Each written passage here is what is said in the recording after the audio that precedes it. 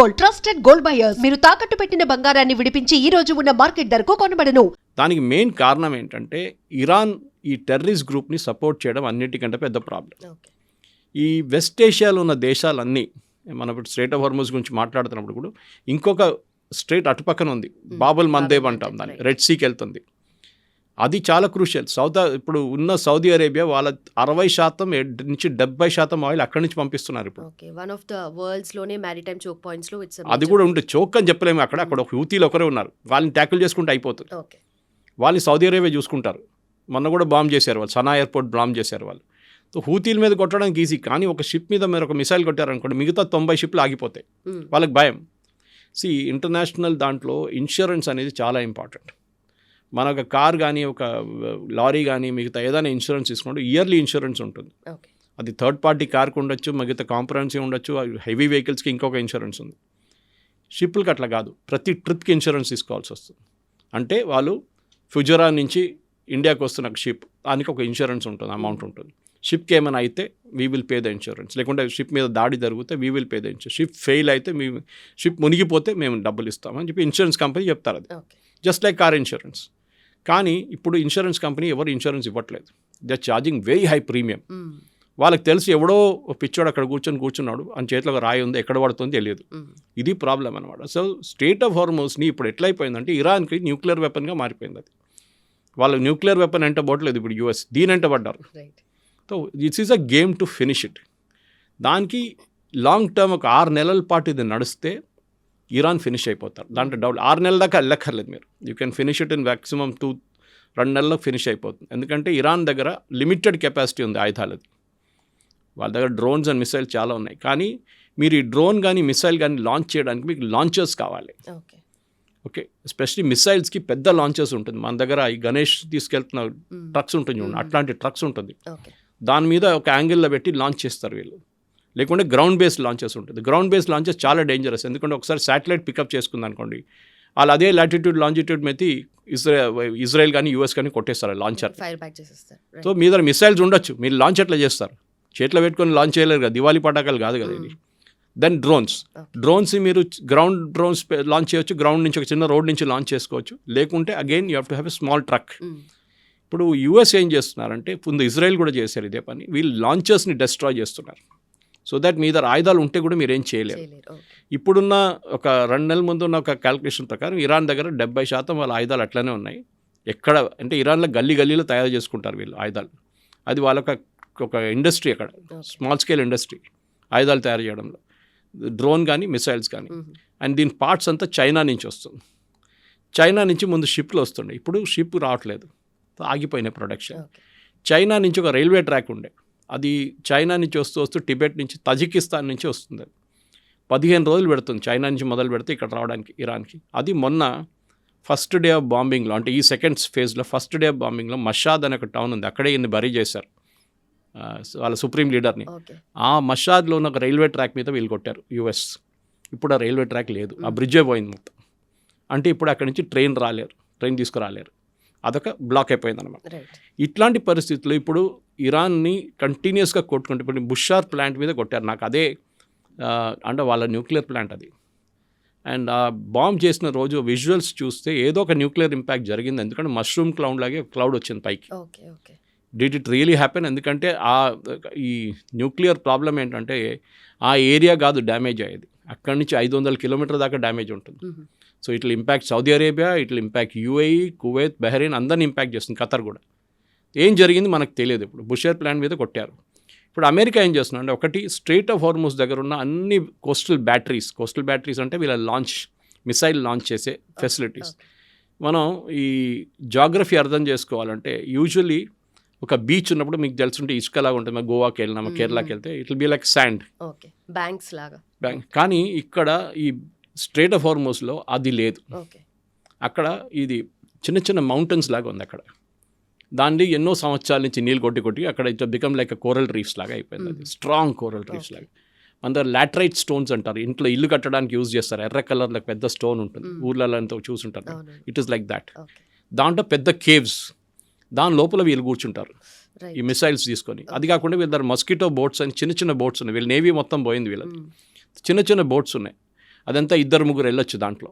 అట్లాంటి బోట్స్ దాన్ని కొడుతున్నారు. ఈ కోస్టల్ బ్యాటరీస్ని కొడుతున్నారు, కంటిన్యూస్గా కొడుతున్నారు అమెరికా. సో ఒక వారం 2 వారాల తర్వాత వీళ్ళ దగ్గర ఏమి ఉండదు. నెక్స్ట్ వీళ్ళ మెయిన్ పోర్ట్ బందర్ అబ్బాస్, అక్కడ ఇరాన్కి రావాల్సిన ప్రోడక్ట్స్ అక్కడి నుంచి వస్తుంది మోస్ట్లీ. ఎందుకంటే కంటైనర్ కార్గో అక్కడి నుంచి వెళ్తుంది, కానీ ఆయిల్ కార్గో కార్గ్ ఐలాండ్ నుంచి వెళ్తుంది. సో కంటైనర్ కార్గో ఇరాన్ నుంచి వెళ్ళాల్సిందంతా it goes through Bandar Abbas. And వాళ్ళకి రావాల్సిన సరుకులు కూడా అక్కడి నుంచి వస్తాయి. అది బియ్యం ఉండొచ్చు, గోధుమలు ఉండొచ్చు, మిగతా ఏదైనా ఉండొచ్చు. ఇది 2 ఇప్పుడు ఆగిపోయినాయి. అండ్ అమెరికా కంటిన్యూస్గా ఈ బందర్ అబ్బాస్ని కొడుతున్నారు, క్రెయిన్ ఫెసిలిటీస్ని కొడుతున్నారు, రైల్వే ఫెసిలిటీస్ని కొడుతున్నారు, అక్కడున్న ఇన్ఫ్రాస్ట్రక్చర్ని ధ్వంసం చేస్తున్నారు. సో కంప్లీట్గా బందర్ అబ్బాస్ పోతుంది. అది కాకుండా కెషమ్ ఐలాండ్ చెప్పి ఇంకొక ఐలాండ్ ఉంది, which is northern part of Iran. అక్కడి నుంచి వెళ్ళాలంటున్నారు వీళ్ళు బోట్లంతా, వీళ్ళు పట్టించుకోవట్లేదు కొన్ని షిప్స్ వాళ్ళు. ఆ ఐలాండ్ మీద చాలా మటుకు రెవల్యూషనరీ గార్డ్స్ ఉన్నారు, వాళ్ళని కొడుతున్నారు. సో ఏమవుతుందంటే డిగ్రేడేషన్ అంటారు దీన్ని. మీరు అందరినీ ఫినిష్ చేయడం కాదు, డిగ్రేడ్ చేయడం. దానికి మీ చేతిలో మిసైల్ ఉంటుంది, లాంచర్ లేదు, మీ దగ్గర ఆయుధాలు ఉన్నాయి, మనుషులు లేరు. ఆయుధాలు ఉన్నాయి, మనుషులు లేకుండా మనుషులు ఉన్నారు, ఆయుధాలు లేవు. ఇది జరగబోతుంది ఇప్పుడు. అండ్ కొన్ని రోజుల తర్వాత ఎవరైనా కానీ ఎంత పెద్ద మోటివేషన్ ఉన్నా కానీ ఇదంతా పడేసి వాళ్ళు పారిపోతారు. ఓకే, మీరు రిలీజియన్ బేస్ చేసుకోవచ్చు, మోటివేషన్ కోసం అన్నీ చేసుకోవచ్చు. మా ఏం చెప్తారు, మా కోమ్ కోసం చేస్తున్నా అంటారు వీళ్ళు, దట్స్ ఆల్ ఫైన్. మా ఉమ్మా కోసం చేస్తున్నా, that's fine. But at the end of the day మీకు ఆయుధాలు మీ చేతిలో వేసుకుంటే మీరు ఏం చేయలేరు. అండ్ ఇప్పుడు అమెరికా వైపు నుంచి ఉన్న థింకింగ్ అది. ప్రతిరోజు యుఎస్ సెంట్కామ్ ఒక స్టేట్మెంట్ ఇస్తున్నారు, మేము ఇన్ని టార్గెట్స్ కొట్టామని. ముందు నీకు గుర్తుంటుంది, ఈ సీజ్ఫైర్ టైంలో అప్పుడప్పుడు ఇరాన్ ఒక షిప్ మీద దాడి చేస్తుండే, వాళ్ళు పట్టించుకోవట్లేదు, మేము ఆ రూట్ తీసుకుంటలేదు, ఒమాన్ రూట్ తీసుకుంటా అని చెప్పి. అప్పుడు యూఎస్ ఏం చేస్తారు, వీళ్ళు 2 మిసైల్ కొట్టారనుకోండి, యూఎస్ సెంట్రల్ కమాండ్ 2 మిసైల్ వాళ్ళ వైపు కొడతారు, ఇరాన్ వైపు. ఎక్కడి నుంచి ఆ మిసైల్ వచ్చింది అక్కడికే కొడతారు. అప్పుడు దాకా వాళ్ళు అక్కడి నుంచి పారిపోయి ఉంటారు. కానీ ఇప్పుడు డిస్ప్రపోర్షనేట్గా కొడుతున్నారు. 2 మిసైల్ కొట్టినప్పుడు ఫస్ట్ డే 80 కొట్టారు వీళ్ళు అమెరికా, సెకండ్ డే 140 కొట్టారు, 2 షిప్ల మీద దాడి చేశారని చెప్పి. 3వ రోజు 200 కొట్టారు. Every day it is increasing అన్నమాట. సో ద ఐడియా ఈస్ వీళ్ళది ఇరాన్ దగ్గర కోస్టల్ ఏరియాలో, ఎస్పెషలీ ఈ కంప్లీట్ హార్మూస్లో, స్టేట్ ఆఫ్ హార్మూస్లో ఒక్క బ్యాటరీ కూడా ఉండకూడదు, ఒక్క ఫైరింగ్ రేంజ్ కూడా ఉండకూడదు, ఒక్క మస్కిటో బోట్ కూడా ఉండకూడదు. ఇటువైపు కార్గ్ ఐలాండ్లో ఉన్న ఆయిల్ పైప్ లైన్ని ముట్టట్లేదు వాళ్ళు. ప్రెసిడెంట్ ట్రంప్ చాలా క్లియర్గా చెప్పారు, ఆయిల్ పైప్ లైన్ ముట్టకూడదు. మీరు ఆయిల్ పైప్ లైన్ని కొట్టారనుకోండి, ట్యాంక్స్ని కొట్టారనుకోండి, మళ్ళీ ఆయిల్ ప్రైసెస్ పెరుగుతుంది. నాకు ఇవాళ ప్రైస్ ఎంత ఉందో తెలియదు, నిన్న 86 ఉండే, 69 దాకా వచ్చింది అది. ప్రెసిడెంట్ ట్రంప్ ఏమంటారు, ఇదంతా అయిపోతే 55కి వెళ్ళిపోతుంది, మళ్ళీ అందరూ పండుగ చేసుకోవచ్చు అంటున్నారు. దాని టైం పడుతుంది, అంత ఈజీ కాదు. ఓకే, ఎందుకంటే ప్రొడక్షన్ ఫెసిలిటీస్ కూడా హిట్ అయింది. ఇప్పుడు ఇరాన్లో ఉన్న ప్రొడక్షన్ ఫెసిలిటీ హిట్ అయింది, ఇరాక్లో ఉంది హిట్ అయింది. ఎందుకంటే ఇరాన్ వాళ్ళ మీద దాడి చేస్తున్నారు. ఇప్పుడు కువైత్, బహ్రెయిన్, ఖత్తర్ వాళ్ళ మీద కూడా దాడి చేశారు. హూతీలు ఇప్పుడేమో సౌదీ అరేబియా మీద దాడి చేస్తాం, అరామ్కో మీద దాడి చేస్తా అంటున్నారు. ఈస్ట్ వెస్ట్ పైప్ లైన్ని కొడతా అంటున్నారు వాళ్ళు. అది 4 మిలియన్ బ్యారెల్స్ తీసుకొస్తుంది, కంప్లీట్గా బైపాస్ చేసి స్ట్రైట్ ఆఫ్ హార్మూస్. ఇదంతా జరుగుతున్నప్పుడు కూడా ప్రాబ్లం ఏంటంటే గల్ఫ్ నుంచి ఆయిల్ బయటకు వెళ్ళట్లేదు.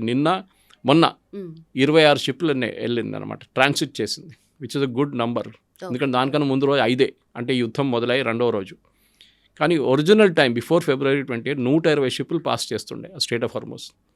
అది ఇప్పుడు 26కి తగ్గింది. అమెరికా ఏమంటున్నారు, మేము మీకు ప్రొటెక్షన్ ఇస్తాం, మీరు రాండి బయటికి షిప్లు తీసుకొని. కానీ భయపడుతున్నారు, ఎందుకు? సేమ్ ప్రాబ్లం, ఇన్సూరెన్స్ లేదు. కొన్ని షిప్స్ అయితే ఆ రిస్క్ తీసుకుంటున్నారు. For example country back ships ఉంటుంది, అంటే ఇప్పుడు ఖత్తర్ వాళ్ళ షిప్స్ ఉంటుంది, చాలా ఉన్నాయి, వాళ్ళు 20, 30, 40 షిప్స్ ఉంటుంది. ఎస్పెషల్లీ ఖత్తర్ LNGలో డీల్ చేస్తారు. వాళ్ళకి క్రూడ్ ఆయిల్ ఎక్కువ లేదు, వాళ్ళ దగ్గర గ్యాస్ ఉంది వాళ్ళ దగ్గర. సో వాళ్ళు గ్యాస్ ట్రాన్స్పోర్ట్ చేస్తారు. వాళ్ళు ఏమంటారు, మేము చూసుకుంటాం ఇన్సూరెన్స్, నువ్వు షిప్ తీసుకొని వెళ్ళు, ఎందుకంటే మాకు డబ్బులు కావాలి. ఓకే, అక్కడ ఇండియాలో, చైనాలో వాళ్ళు వెయిట్ చేస్తున్నారు ఈ షిప్ కోసం, మీరు తీసుకెళ్ళండి. సార్ వాళ్ళు కొడతారు, మిసైల్ కొడితే పోనీయా, నువ్వు తీసుకెళ్ళంటారు క్యాప్టెన్ని, మేము చూసుకుంటాం. ఇది ప్రాబ్లం. కానీ దాంట్లో మనం చూస్తుంటే ఇండియన్స్ చనిపోయారు. ఎందుకంటే మన దాంట్లో సీఫేరర్స్ చాలామంది, ఏ షిప్ అయినా కానీ ఇంటర్నేషనల్ షిప్లో చాలామంది ఇండియన్స్ ఉంటారు, లేకుంటే ఫిలిపినోస్ ఉంటారు. మన ఈ 2 కంట్రీస్ మీద నుంచే చాలామంది ఈ ట్రేడ్లో పనిచేస్తారు, సీఫేరర్స్ అంటారు వాళ్ళని. ఓకే, వాళ్ళ షిప్లో పనిచేస్తున్న వాళ్ళు అన్నమాట. They are not captains and all that. So మన దాంట్లో మర్చెంట్ నేవీ అంటాం మనం ఎప్పుడప్పుడు, these are merchant navy people, commercial చూస్. సో వాళ్ళ దాంట్లో ఇప్పుడు ప్రాబ్లం ఎక్కడ వచ్చిందంటే, ఈ షిప్స్ మూవ్ అవడం మొదలు పెడితే ఒక 50 నుంచి 60 షిప్పులు ప్రతిరోజు మూవ్ అయితే యుఎస్ ప్రొటెక్షన్లో, దెన్ గేమ్ మారిపోతుంది. మళ్ళీ ఫ్యూయల్ 75కి వస్తుంది, 100 షిప్పులు పాస్ అయింది అనుకుంటే that's a dream sequence. Right. అది 60 దాకా రావచ్చు ఓకే. ప్రైసెస్. కానీ ఇప్పుడున్న పరిస్థితుల్లో యుఎస్ ప్రతిరోజు ఎందుకు బాంబింగ్ చేస్తుందంటే ఇరాన్ రీగ్రూప్ చేయకూడదు. ఇరాన్ దగ్గర రీగ్రూప్ చేసే కెపాసిటీ ఉంది. ఓకే. ఈ సీజ్ ఫైర్ అన్నిటికంటే పెద్ద తప్పు. ఈ పాకిస్తాన్ వాళ్ళు ఖతర్ వాళ్ళు చేపించిన negotiation sheer waste of time. అది ట్రంప్కి ఇప్పుడు తెలిసింది. ఓకే. దే ఆర్ స్కమ్స్ అన్నారు, వాళ్ళు ఏదో తిట్టారు, దే ఆర్ ఇడియట్స్, అది ఇది, దే ఆర్ బ్యాక్ స్టాబర్స్. వాళ్ళు మనం ఏం చెప్తే వాళ్ళు లోపలికి మాట్లాడతారు, బయటకు వచ్చి ఇంకో మాట అంటారని చెప్పి ట్రంప్ అంటున్నారు. ట్రంప్ది ఇంకో కేసు ఉంది ఆయనది. బయట పోర్ట్రే చేసేది ఇంకా డిఫరెంట్ ఉంటుంది. బట్ ఇరాన్కి ఇక్కడ స్టిల్ హ్యావ్ కార్డ్స్ కదా సార్. అంటే మనకు బాబెల్ మండప్ దగ్గర అక్కడ కూడా బ్లాక్ చేస్తాము, అది కూడా మేజర్ పాయింట్ అని అంటున్నారు కదా. ఇరాన్ బ్లాక్ చేయరు, ఎందుకంటే ఇరాన్ జాగ్రఫీ నుంచి చాలా దూరం ఉంది. అది you to cross Saudi Arabia and come this side అనమాట. కానీ అక్కడ హూతీలు ఉన్నారు. అప్పుడు స్ట్రాటజీ ఏముంటుందో యూఎస్ అంటారు హూతీలు మీరు కొట్టండి సౌదీ అరేబియా, మీ ద్వారా ఆయుధాలు ఉన్నాయి. ఇవ్వాలే సౌదీ అరేబియా యూఎస్ ఒక డీల్ చేశారు. ఆఫ్ కోర్స్ ఆ ఆయుధాలు చాలా రోజులు పడుతుంది. $3.2 బిలియన్ ఆయుధాలు డీల్ చేశారు. అది ఆఫ్ కోర్స్ నెక్స్ట్ 1 year పడుతుంది అది రావడానికి. దాంట్లో మోస్ట్లీ యాంటీ మిసైల్ సిస్టమ్స్, అంటే వాళ్ళ వైపు నుంచి కొడితే ఇక్కడ నుంచి పేట్రియట్ పంపిస్తారు మీరు.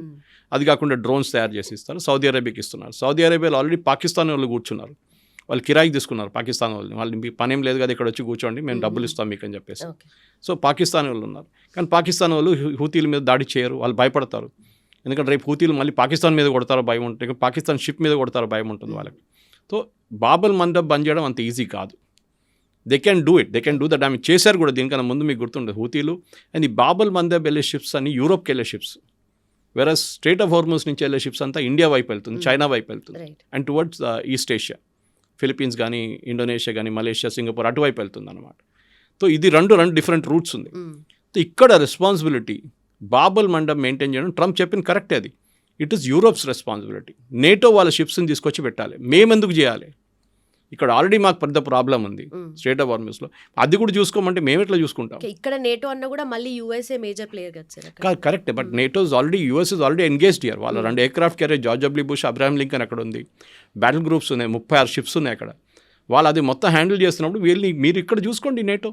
ఇది మీ వైపు వచ్చే ఆయిల్, అది మీరు మీ వైపు వచ్చే ఆయిల్ చూసుకోకపోతే మళ్ళీ ఎవరు చూస్తారు? అది నేటో చేయాల్సింది. కానీ నేటో భయపడుతున్నారు. అది బ్రిటన్ ఉండొచ్చు, ఇటలీ ఉండొచ్చు, ఫ్రాన్స్ ఉండొచ్చు, జర్మనీ ఉండొచ్చు, మేజర్ కంట్రీస్ భయపడుతున్నారు.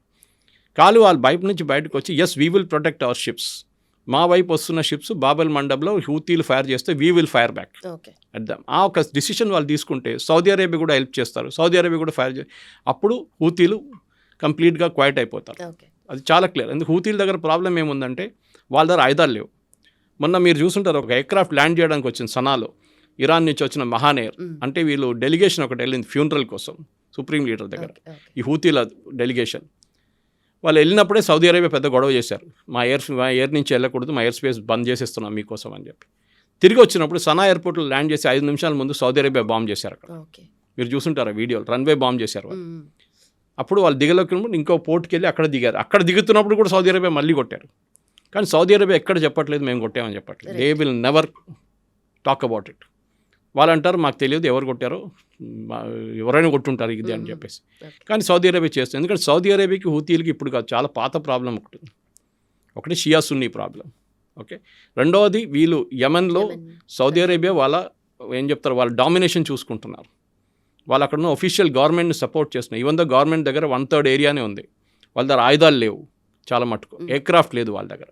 సనా ఇంటర్నేషనల్ ఎయిర్పోర్ట్ రెబెల్స్ చేతిలో ఉంది. సో సౌదీ అరేబియా డబ్బులు పెడుతున్నారు, వాళ్ళు ఆయుధాలు ఇస్తున్నారు, వాళ్ళు సపోర్ట్ ఇస్తున్నారు, వాళ్ళ వైపు నుంచి డిఫెన్స్ బాంబింగ్ కూడా చేస్తున్నారు.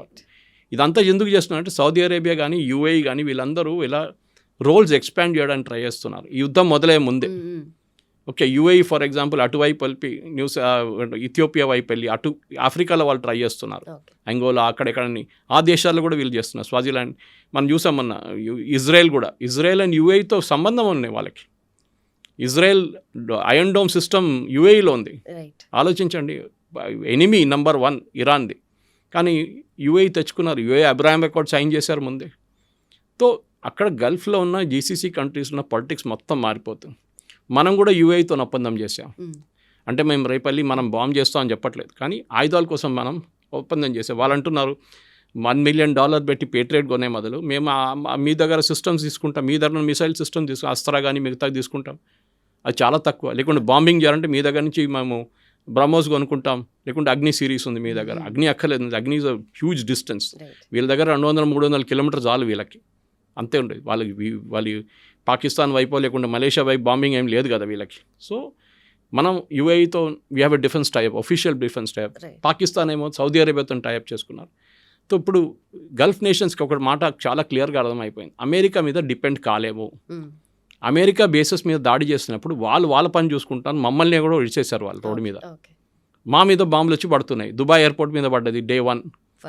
పామ్ జుమేరియా మీద కొట్టారు, అది అమెరికన్ బేసా కాదు కదా, కమర్షియల్ మీద కొడుతున్నారు వీళ్ళు. సౌదీ అరేబియా అరామ్కో రిఫైనరీ మీద కొట్టారు, ఖతర్లో రసమల్ ఫీల్డ్స్ మీద కొట్టారు, రాస్ ఫీల్డ్స్ మీద, నార్త్ ఫీల్డ్స్ మీద కొట్టారు. ఇదన్నీ జరుగుతుంది. సో వాళ్ళకి ఇప్పుడు చాలా క్లియర్గా తెలిసిపోయింది, అమెరికా మీద డిపెండెన్స్ చేయలేము.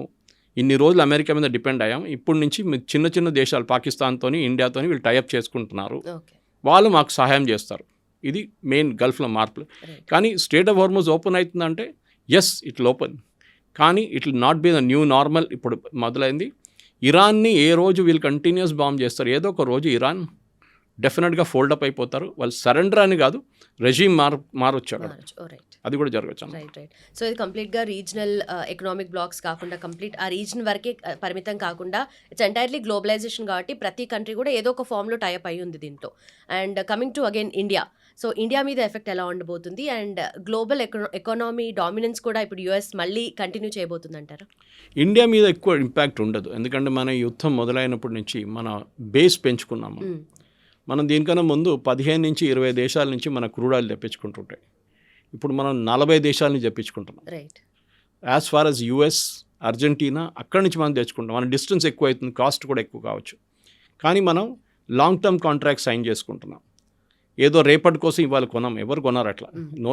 మన దగ్గర స్ట్రాటజిక్ ఆయిల్ రిజర్వ్స్ ఉంటుంది 60 రోజులది, రిఫైనరీలో ఇంకొక 60 రోజులది ఉంటుంది, 2 నెలలది, షిప్స్లో వస్తే ఇంకో 60 రోజులు, టోటల్ ఒక ఆల్మోస్ట్ 3 months 4 months సప్లై మన దగ్గర ఉంటుంది ఎప్పుడైనా. కానీ చైనా దగ్గర 290 ఉంది, కానీ నిన్న రిపోర్ట్ వచ్చింది చైనా దగ్గర ఉన్న 290 తగ్గి 120కి వచ్చిందంట.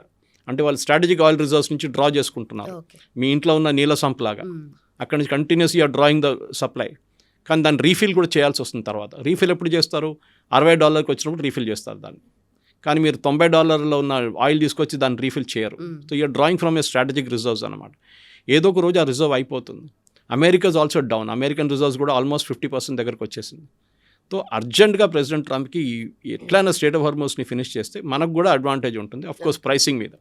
ఇప్పుడు మీరు అమెరికా నుంచి కొంటారో, అర్జెంటీనా నుంచి కొంటారో, లేకుంటే అంగోలా నుంచి కొంటారో, ఎక్కడ కొంటారో తెలియదు, కానీ ఇంటర్నేషనల్ ప్రైసెస్ ఒకటే ఉంటుంది. బ్రెంట్ క్రూడ్ ఉంటుంది, లేకుంటే ముర్బాన్ ప్రైసెస్ ఉంటుంది. ఈ ప్రైస్ మీద డిపెండ్ అవుతుంది. అది కాకుండా గ్యాస్ ప్రైసెస్ సపరేట్ ఉంటుంది, అది ఖతర్ వైపు నుంచి వచ్చేది. ఇదన్నీ మనం చూసుకోవాల్సింది. ఏది ఇంటర్నేషనల్ ప్రైసెస్ తగ్గాలని మనకు కూడా పెద్ద ఒక ఒక రిలీఫ్గా వస్తుంది అది. అండ్ బహుశా ఇది ఇంకొక 2-3 వారాల్లో బాంబ్ చేస్తే ఇరాన్ దగ్గర వాళ్ళ కెపాసిటీ చూడండి. లాస్ట్ 3 రోజుల నుంచి ఇరాన్ దాడి చేయట్లేదు, 2 రోజుల ముందు దాడి చేశారు ఖతర్ షిప్ మీద. దాని తర్వాత I think it was before that ఒక కొలంబియన్ షిప్ మీద చేశారు, కొలంబియానో పారాగ్వేన్ షిప్ మీద చేశారు. ఇప్పుడు ఏం జరగట్లేదు, లాస్ట్ 2 days నుంచి దిస్ నో బాంబ్. చేశారో మళ్ళీ అమెరికా బాంబ్ చేస్తారు, ఎట్లా చేస్తున్నారు. సో వాళ్ళకి భయం అయిపోయింది ఇప్పుడు. అండ్ వాళ్ళ కోస్టల్ బ్యాటరీస్ ఒకసారి పోయింది అనుకోండి, ships can easily start passing through. 25 నుంచి ఒక 50 షిప్లు అయిపోతే మేజర్ మార్పు వస్తుంది, $5 పడిపోతుంది ఈజీగా oil prices. Okay, right sir. And also military bases కానీ, లేదంటే నేవల్ బేసెస్ కానీ, లాంచింగ్ ప్యాడ్స్ ఇవన్నీ కూడా డిస్ట్రాయ్ చేసింది US. But coming to civilians, వీళ్ళని కూడా ఎఫెక్ట్ చేసే ఛాన్సెస్ ఏమైనా కనిపిస్తున్నాయి అంటే లాస్ట్ కేస్ లాగా? ఇరాన్లో 300% ఇన్ఫ్లేషన్ ఉంది ఇప్పుడు. ఒక చిన్న బ్రెడ్ లోఫ్ కొనాలంటే చిన్న ఒక పికప్ వ్యాన్లో మీరు డబ్బులు తీసుకెళ్ళాలి, అంత వాళ్ళ కరెన్సీకి వాల్యూ లేదు.